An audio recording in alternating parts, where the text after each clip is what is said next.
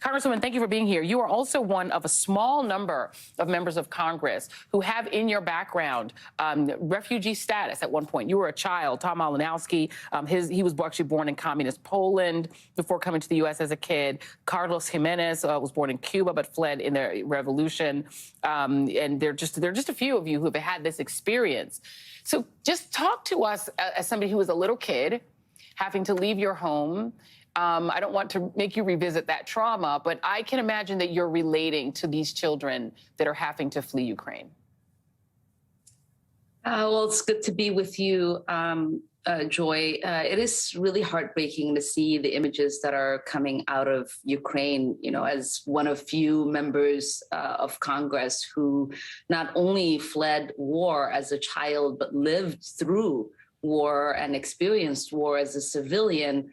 I can tell you it is really quite traumatizing to go through that process as a child, not knowing, you know, whether you can go to sleep, where the bombs are going to fall, and if you are going to wake up alive, and fleeing and leaving everything that is familiar to you is something that, you know, children live with for a long time. It's been more than 30 years that I fled war, and to this day, I still remember the noise of the bombs. I still can visibly see the everything being shattered around me, and I can still feel the sense of fear. And so I do hope that we are continuing to do everything that we can to provide shelter and a home for these babies and their families that are fleeing. You know, and it's particularly, you know, it's particularly jarring because, you know, half of the 3 million people who have fled Ukraine are kids, are children. You know, we saw a similar sort of desperation coming out of Afghanistan. We've now recently given TPS to Afghan refugees. But the issue is, once you've moved, now you're in a foreign place. Now you're someplace that you don't know. You know, you're going to school with kids you don't know, that you may not share language with, culture with. Talk about that piece of it, of being in this new place where you have to now become accepted and fit in, and this might be permanent. This is your new life. Yeah, I mean, a couple of things. You know, the journey in fleeing is also long and traumatizing. You know, we've heard from families who've said it took them 12 hours. Some of them, it took them days. For my own family, it was weeks for us to be able to get to a safe place.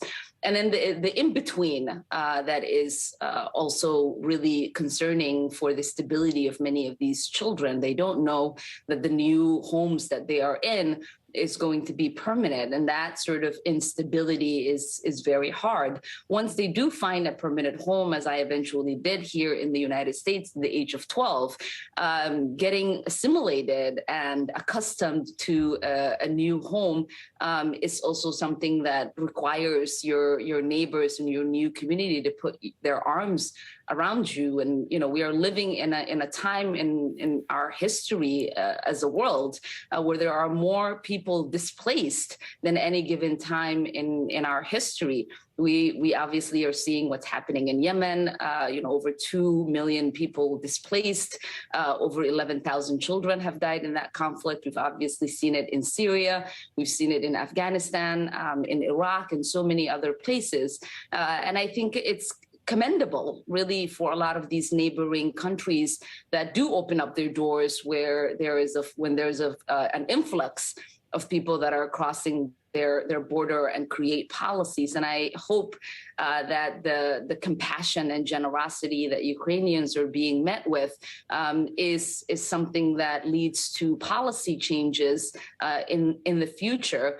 But I think also here in the United States and other countries that are not taking in an influx of Ukrainian refugees like Poland and Hungary and other places are, we should be providing them with the support that they need in order for them to be able to accommodate. We're hearing something like 1.5 million Ukrainian refugees go into Poland, and they're going to need our support.